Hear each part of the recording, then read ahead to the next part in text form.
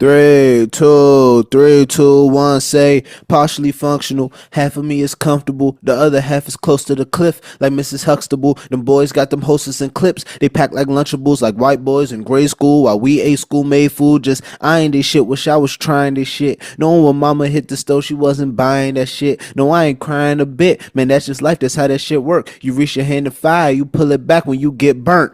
Hey, yo, welcome back to another episode of the Arts Block Podcast. I'm your host, Eric Curry III. To be honest, I could have really kept going with that intro song. If y'all don't know, man, which we're going to get into very, very soon. That was too deep for the intro by J. Cole. The reason I'm singing that song is because Friday Night Lights is now on DSPs. It dropped on DSPs on Wednesday. But I'm getting ahead of myself, so before I even get there, hello. How are you doing? What is your name? My name is Eric Curry III. You are tuned in to the Arts Block Podcast. If this is your first time listening, well, hello. I hope you're doing well. Thank you for trusting me with this 30 minutes to an hour, 30 minutes to 45 minutes, I would preferably say, of your day, of your Sunday at that. So I appreciate that. If this is your first time watching, make sure you like, comment, subscribe, turn on post notifications so you can be notified every time we post a podcast. If you are listening on your favorite podcast platform, please give me a 5-star and a review. You can just say that this is the greatest podcast that you have ever heard in your life, and that will suffice. All right, what are we talking about today, Eric? This is what we're talking about. Today, we're going to go into J. Cole's rollout, ? And we're going to discuss him dropping his mixtapes on DSPs, what that means to me. And we're also going to talk about the 2014 Forest Hill Drive concert anniversary thing. So now everybody who watches this knows that I am a Cole guy. Out of the whole big three debacle thing, if you ask me who's my favorite, if you ask me who's my GOAT will be Jermaine Cole. That's just the answer. I don't make the rules. I do make the rules. I'm not going to lie. Then we are going to talk about Kai Cenat and his Mafia-Thon 2 conclusion, and him doing the amazing things that he has done over the course of the Mafia-Thon, him bringing out people that from my childhood, I guess me and his childhood basically grew up the same, from our childhood that we loved. He brought out newer people that we love now, and he's breaking records, doing amazing things. And then lastly, I seen something on Twitter, or it might have been Blue Skies, one of those apps that I be on. And I seen something that basically was asking about Drake's legacy and if it is tarnished or not because of all of these new cases pending. So yeah, sit back, relax, grab some snacks. Let's get into it. First thing on the docket, man, J. Cole has been, us as Cole fans have been eating.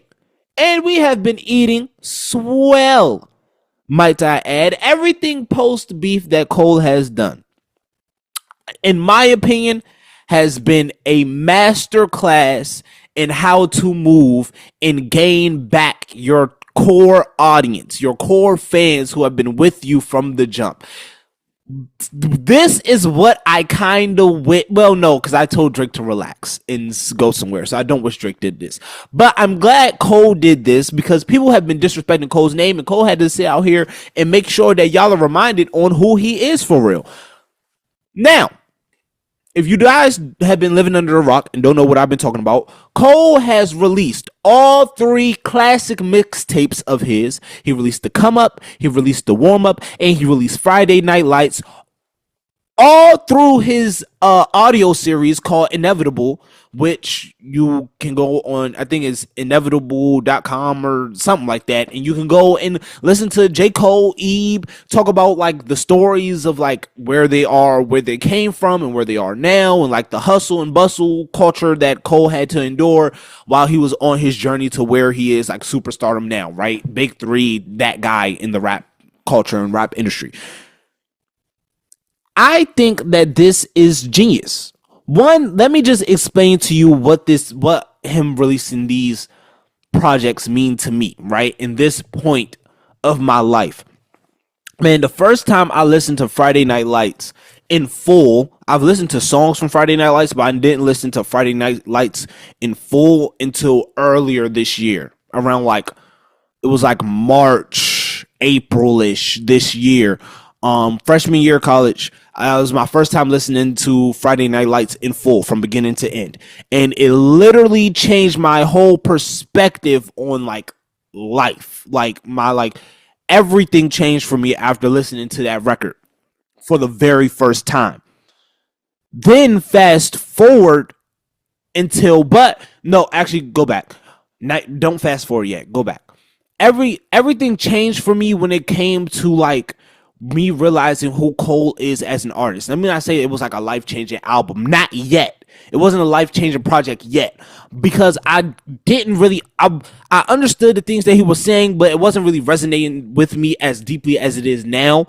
But back then, it was just nice to hear somebody else that was in New York City, that was grinding, that was trying to make it big, that left from their hometown and felt really uncomfortable to do, but now is in this city trying to chase a dream, and it's like, and it's tough and it's hard, but like, there's nothing like being able to chase your dreams in this city, right? So I appreciated that aspect, but it's not until it was released on DSPs and my first listen on DSPs where I sat and I actually was listening to everything that he was saying from beginning to end. And I was sitting there, I was like, yo, damn, like he's talking to me. Like everything that he is saying in these songs, he's talking to me right now. Every man, like what I was saying in the rap I was saying in the beginning of the pod, the reason I chose that one is because that's probably my favorite Cole song off of the project. Partially functional. Half of me is comfortable, the other half is close to the cliff. Like Mrs. Huxtable, I told my mom earlier on Thanksgiving that I've always felt like I feel like I'm in a weird stage in my life.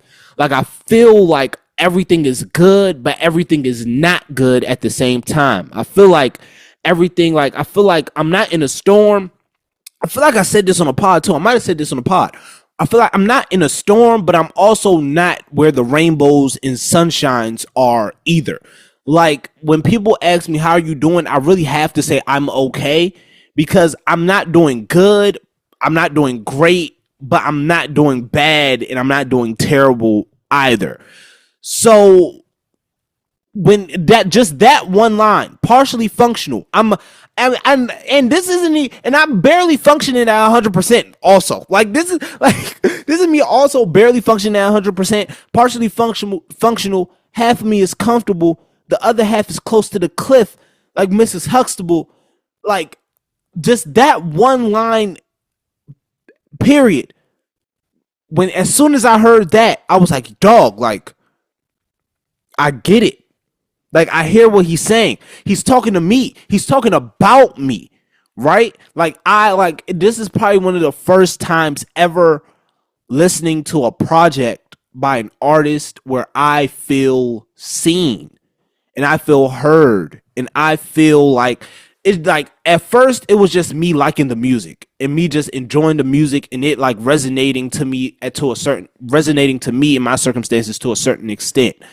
But now it's like, no, everything that he is saying to me. Like Home for the Holidays is a song to me, literally.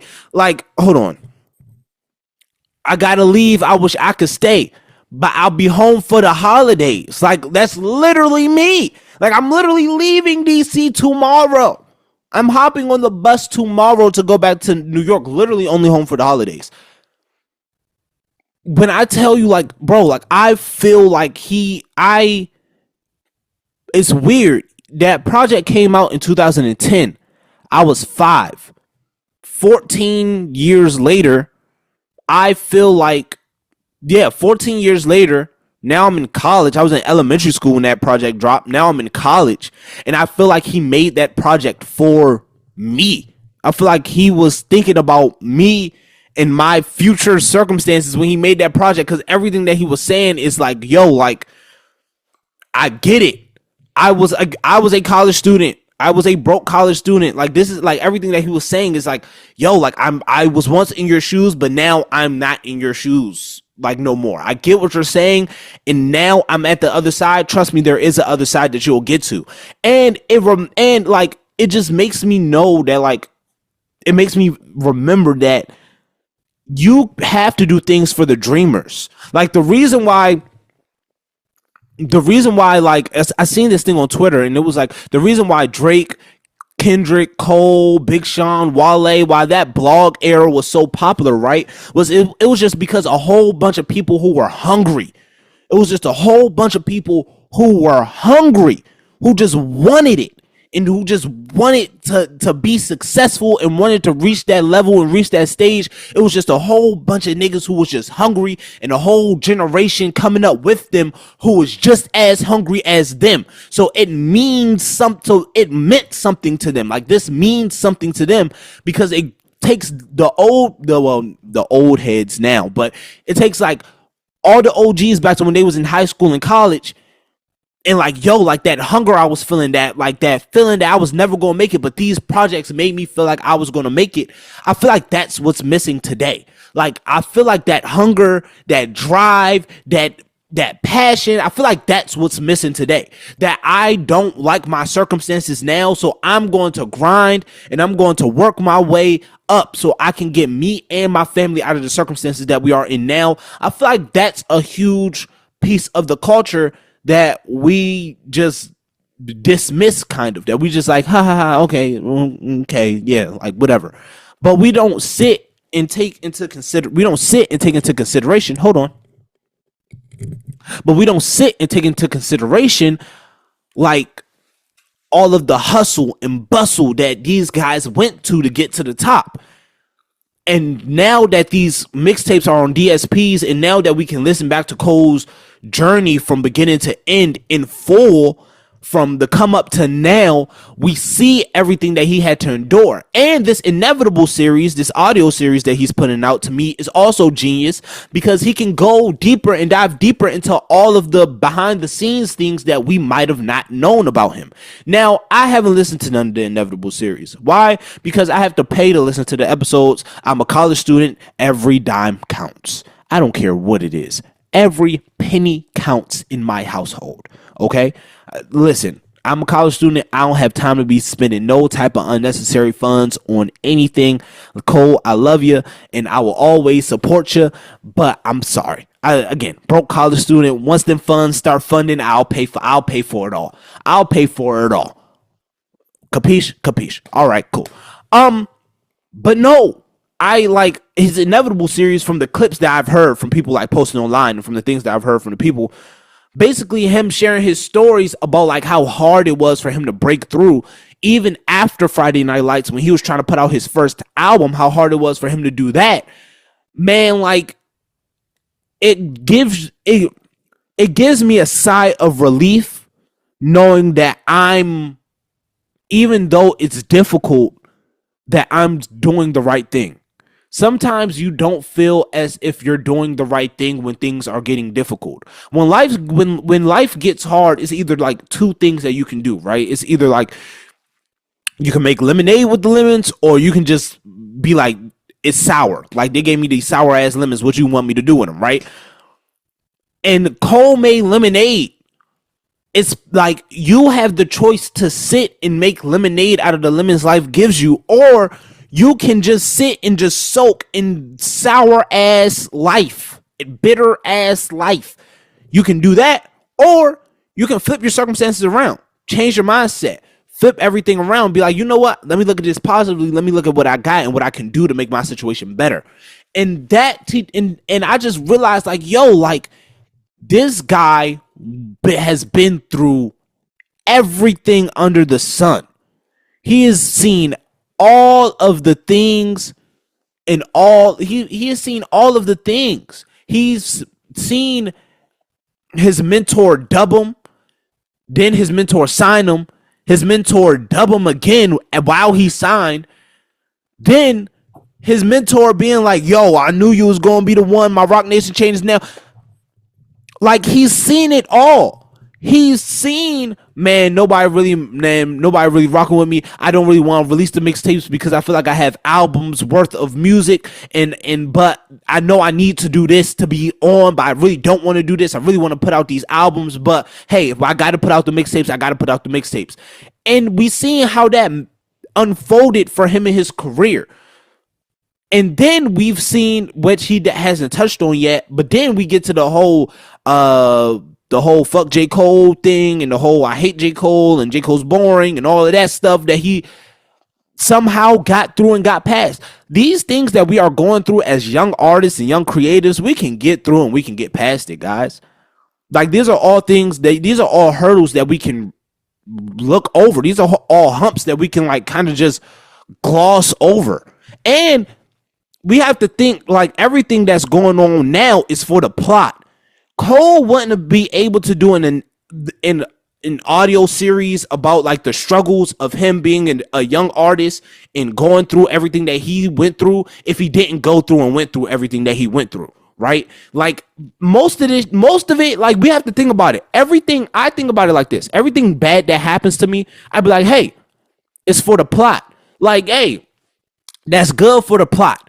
Like, all right, cool. How do we keep going though? Like, all right, boom, for the plot, cool. We got through that. How do we keep going though? How do we keep making this thing a thing? How do we keep making things happen? How do we keep manifesting this dream into a reality? How do you keep manifesting your dreams into a reality? Like I said, like, Cole is making music, or was making music at a certain point in time for the real dreamers. That's why Dreamville became the thing, right? Everything that, like, and besides the Dollar in the Dream thing, which is the dope story behind the Dollar in the Dream thing too. But, and we're going to dive into that later. Not the story, but the whole Dollar in the Dream concept, excuse me. But how are you manifesting your dreams into a reality? Cole did it in a way where he got super out of his comfort zone, and that manifested for him. Like, he got super out of his comfort zone, moved to a big city after being from a small town, met a whole bunch of new people, lived in a guy's room that he was renting out and couldn't even pay him rent, but the guy let him stay there because he believed in his dream so much. Like, it's so much he endured, but look where we are now. So I just want to sit up here and say, like, where are you in your story? Are you at the enduring, or are you at the look where we are now? To be honest, I feel like I'm about to hit the look where we are now. I'm about to go from doing these things in my bedroom to doing these podcasts with a full studio production, with full transitions. These jumps gonna look like a TV show. Watch. But we're gonna go from that, we're gonna go from here to that, and then we're gonna go from that to something greater, and we're gonna go from that something greater to something even greater, and we're gonna go keep doing more and more and more and more and more, right? Like, we might be able to sell out Madison Square Garden because of a pod. We might be able to sell out Madison Square Garden because of a pod, bro. Like, what if we sell out MSG because of a fucking live pod event? Like, that would be crazy. But remember, it's like, you have to go through this stage to get through that. And the stories that you will be able to tell from going through all of this that you're going through now are going to be so valuable to people, to younger people, to older people. It's going to be so valuable. Your stories matter, and the stories that you're going to have to share after this are going to matter. Speaking of stories, one of Cole's, like, most storytelling albums, 2014 Forest Hills Drive, probably his magnum opus, regarded as like a super classic album. Its 10-year release is happening. And on December 6th, we are getting 8 new J. Cole songs. We are getting Home Soon, Die Together, Miles, Black Man in Hollywood, Keep Heaven Dancing, that sounds like a banger, Winter Wonderland, Judgment Day, and Obviously. And along with those 6 songs, we are also getting a Madison Square Garden, one time only, one night only, 2014 Forest Hills Drive show at MSG on December 16th. And not only are we getting a show, there will be first come, first serve Dollar in a Dream tickets at MSG. First come, first serve Dollar in a Dream tickets. I know what that means, right? Y'all can catch me at MSG. Because there's no way I'm missing Cole. There's no way I'm missing Cole at MSG. There's no way I'm missing that. Bro, Cole, do you all know how much I've watched the live version of 2014 Forest Hills Drive? Like there's the live concert on YouTube, the full documentary. I've watched that so many times, and I've listened to the live album of 2014 Forest Hills Drive so many times. '03 Adolescence is literally my favorite Cole song. I've only seen Cole once live. Cole didn't play '03 Adolescence. This is a guaranteed '03 Adolescence play. I'm going to see Cole December 16th at Madison Square Garden. There's no ifs, ands, or buts about it. If you want to know where I will be December 16th, know that I will be at Madison Square Garden watching J. Cole perform at the Garden. That's where I'm going to be. On December 16th, that's where I'm going to be. I'm going to be at MSG watching Cole perform, then going back home the next day. That's my last night in New York for the semester. That's how I'm spending my last night in New York for the semester. I'm spending my last night in New York for probably the year. Most likely for 2024, my last night in New York for 2024, I'm spending it at Madison Square Garden watching J. Cole perform '03 Adolescence. I'm guaranteeing it. Bro, I'm excited.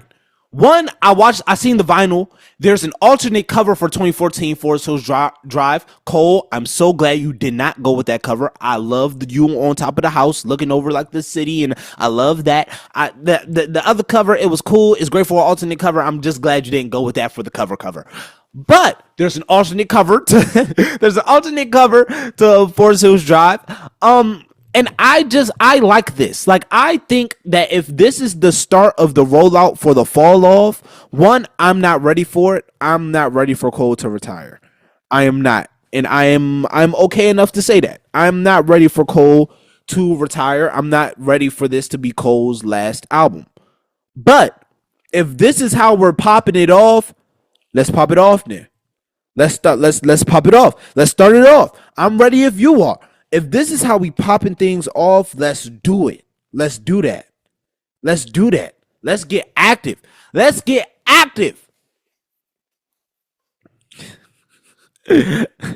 I'm tripping. No, let's get active. Like, if this, like, really, for real, all seriousness, Cole, if you're now starting to roll out the fall off, one, I just want to give you your flowers and tell you what an amazing career you've had, right?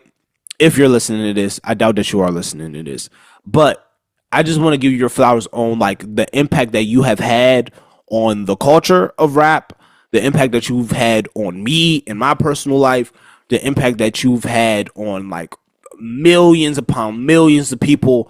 If this is the start of the end, if this is the beginning of the end, then I want to say right now, thank you. Thank you for leaving the game with no stone unturned, with no question marks, with no grudges, with no doubts, with no regrets. Thank you for leaving the game honest to who you are as an artist, as a creative. Thank you for leaving the game, giving us fire, banger after banger after banger of an album. It means a lot to me as a fan.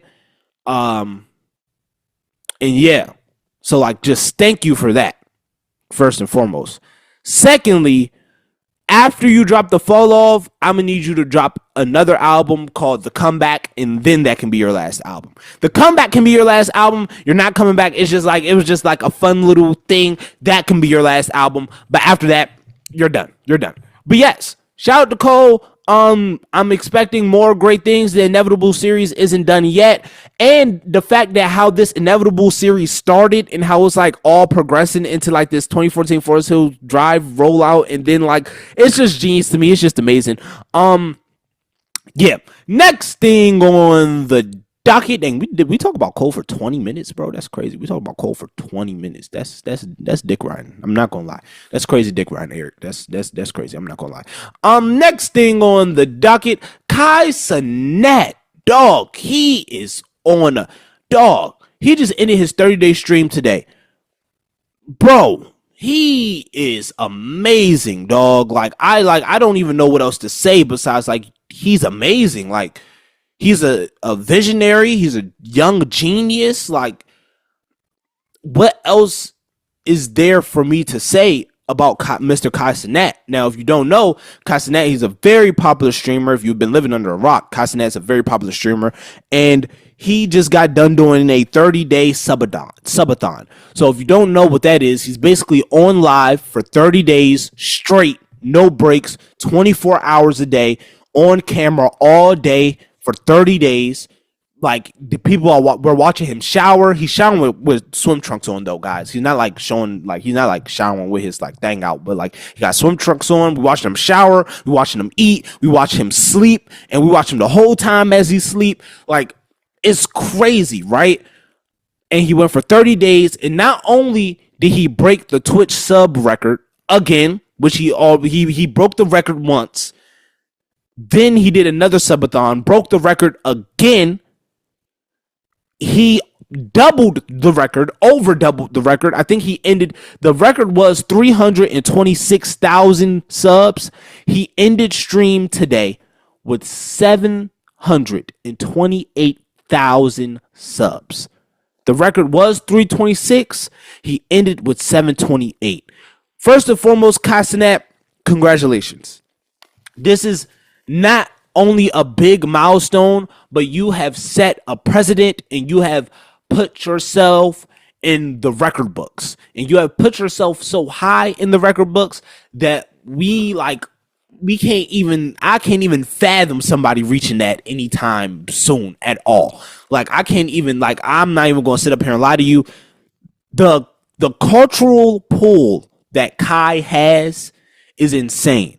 And it showed during this stream. Because not only did he get like the regular like rappers and athletes and all that stuff that he brings on stream normally, right? But he had iCarly on stream. He had Good Luck Charlie's cast on stream. He had Dashy XP on stream.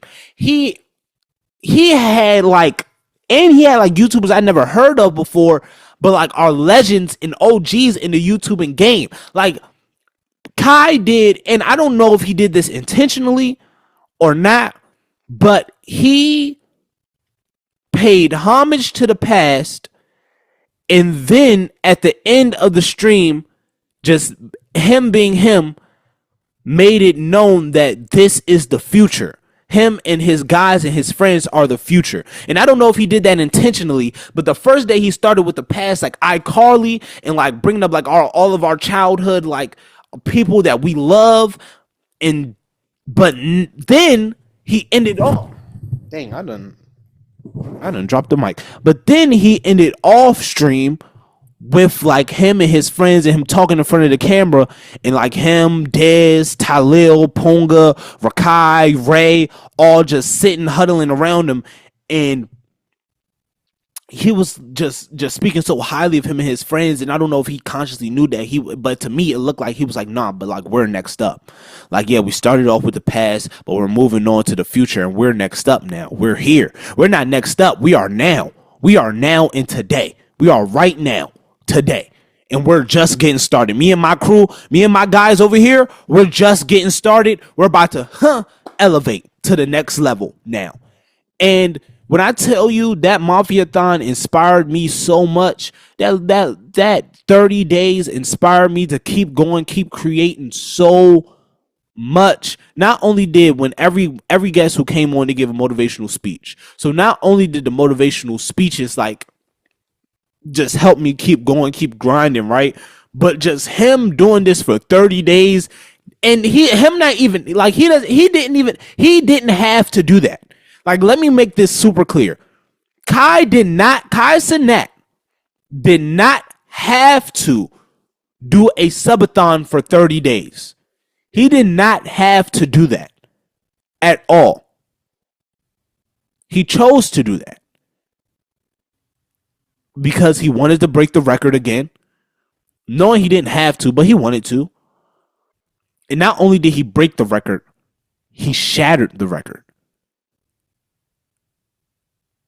Imagine, I watched this video of him. It was like this video that was circulating of him, a video that he recorded of himself to himself before the Mafia-thon happened. And basically he was telling himself, he was like, you know what? If you break the record, one, congratulations. 13-year-old, 14, 15, 16-year-old little you will be so proud of yourself right now, right? If you don't break the record, this video will be embarrassing. But then at the end of the video, he goes on to say, man, I'm thinking about 375 to 400 subs at the end of this. He told himself he was going to get 300 to 400 subs at the end of that subathon. Little did he know he was going to not only was he going to shatter the subathon record, he was going to get 300,000 more subscribers than he projected for himself. You know, sometimes we look at ourselves and we undermine our own greatness. We look at ourselves and we be like, you know what? I don't know if I can do this thing. And not saying him in general, but just saying, like, not saying Kai Cenat did this, but like just saying, like, sometimes we look at ourselves and we be like, you know what, man, you know, I just want 50 people to watch the pod. Or I just want 10 people to watch the pod. Why don't we say 1,000? Why don't I say 1,000 people? Why don't I say 10,000? Why don't I say 100,000? Like, imagine if he was like, man, he exceeded his expectations by so much, but what if his expectations was that? You feel me? What if we just hired our expectations for ourselves? What if we believed in ourselves where our expectations were super high? And again, I'm not saying that Kai's expectations wasn't high for this, wasn't high for his Mafia-thon, because reaching 400,000 subs is crazy. 400,000 people subscribing to you is crazy, and having 15 million followers on Twitch is even crazy, super duper crazy. But just imagine if, dang, I just realized, like, damn near half of the people that followed him subscribed to him. Like, that's crazy. Isn't that insane? Half of the people that follow him subscribe to him. That's crazy. But anyway, I say that to say, like, what if, like, we just don't undermine ourselves? What if we set these high expectations, meet these high expectations, and be like, yeah, like, this is the bar I set for myself. But anyway, Kai, your stream was amazing. I'm so proud of you. And I want to say this, right? NPC Miles Morales and the Office Drummer, you guys unintentionally brought the stream together. One, the Office Drummer, who is so dope as a drummer. He's an amazing drummer, a great guy.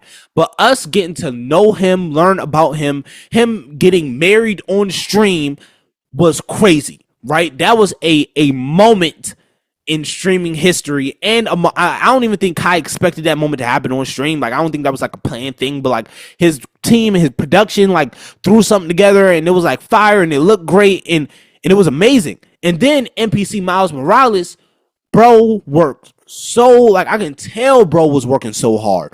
He was up all night, no rest, no nothing, doing the NPC thing. And not only was he being Miles Morales, he was being jail Miles, he was being hood Miles, he was being calm Miles. And then we saw snippets of him breaking character and him just being himself. And that's what I like to see. Like, my favorite moments, some of my favorite moments on this Kai stream was when Miles Morales, when NPC Miles and call that man Miles Morales. I think his name was Malik for real. I think his name was Malik in real life. But Miles and the Office Drummer, when they was just sit and talk with each other like regularly, like Miles out of his character, Office Drummer out of his character, them just like coming together and just talking together, right? And just becoming like damn near best of friends because of this stream. Like, they became like super cool fucking friends because of spending damn near 30 days and 30 nights together, bro. Like, this is crazy. Like, this is crazy, bro. Like, and not only that, like, to see the respect both of them have for each other, like when Drewski fucked around and threw the drummer's drum set across the room because he was playing too much, and how Miles like realized came in his defense, was like, "Oh, bro, we ain't doing that." Like, I love that, and I love how Kai is building relationships not only between like himself and other people, between like his friends and others, between like other people and other people. Like, he's building so many relationships by what he is doing that it is so powerful. It is so powerful what he's doing, and we should not take him for granted. So if you haven't caught a Kai stream, the next stream that he does, please go watch it. I advise you to go tune in. He's entertaining. He's funny. Just a great time to sit and watch. If you don't feel like watching the whole stream, please go online and catch the clips of the stream or whatever you need to do. But please support this young man in any way that you can. He is great, Kai. If you're watching this, I doubt that you're watching this, but if you just so happen to be watching this, you inspire me so much. Thank you for this. But next time when you make a video of yourself, don't be like 300, 400. Nigga, know who you are. Know that you're Kai Cenat. You're hitting 1 million next subathon, buddy. We're aiming for we're hitting 1 million next subathon, buddy. We're hitting 1 million. 1 million subs next subathon. Last thing on the docket before I gotta get out of here because it is late. I still need to edit a trailer, upload this pack, and get a little bit of sleep that I can get before hitting the road at 8 a.m. Dang, by the time this goes up, I'm gonna be on the bus. Gone. Dang, that's crazy. Last thing on the docket is Drake legacy tarnished. So I seen something on Twitter basically just asking the question like, hey, like, where do we put Drake legacy wise with all of this stuff that is happening with him and UMG and Kendrick and all of that stuff, right? Where are we putting Drake legacy wise? Is his legacy tarnished? Is he done? Now, does his recent, and I'm gonna be very brief on this, has his recent activities helped? No. But can we rewrite history and act like what Drake didn't do from 2009 to 2018 wasn't fucking spectacular? We cannot rewrite history. Is his legacy tarnished? No. Drake will always be Drake. Drake will always be that guy. Drake will always be known as one of the guys who pioneered rap to where it is today, got it to the super mainstream. Like, it was already mainstream, but he got it to super duper mainstream where it is today. Drake will always be him when it comes to that. Even in Cole's Inevitable series, like, Cole talked about how Eve talked about how Jay-Z walked past Cole and Future and Drake and a group of people, and he looked at Drake and he said, give my boy one. Talking about give Cole a hit, because Drake at that time was a guy with hits, and like, Cole couldn't make a hit for nothing, and Jay was like, hey, give my boy one. So like, we can't deny Drake for being that guy, but recent acts and recent activity may have put people in a position where they forgot about all of the things Drake has done in the past. Because when it comes to certain things, the past doesn't really matter no more. It just matters about what's happening now. And what's happening now, we see that like, yeah, you were doing great, you were doing amazing, but like now you kind of like, what is you doing? Like, I can't really support this, I can't really get by this. But at the same time, again, we cannot forget who Drake is, and we cannot deny the legacy that he has paved in the brick and mortar that he has built on his own. So, do I think his legacy is tarnished? No. Will I keep listening to Drake? All of the old stuff, of course. Anything new, I might dabble into it because of the power reasons, but not nothing crazy. Like, if it ain't nothing like him really rapping, and I'm not really diving into it. But yeah, that's it for this episode of the Arts Block Podcast. Thank y'all so much for tuning into another episode of the Arts Block Podcast. I will give y'all my dead or alive.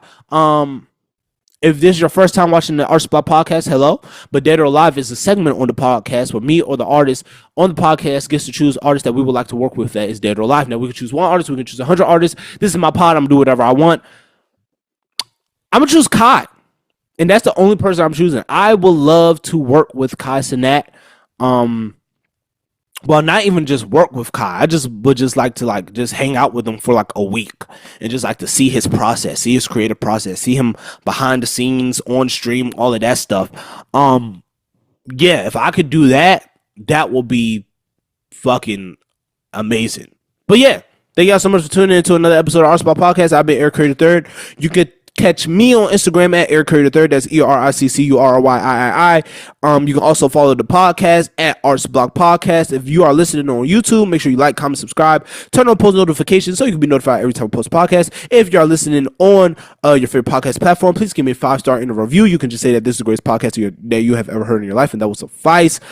Remember that artists never die. I love you. God loves you. Do something that you love every single day. Do it with meaning. Do it with purpose. Do it well. Do it with passion. Do it with love.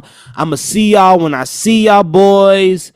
Peace and love. I am out.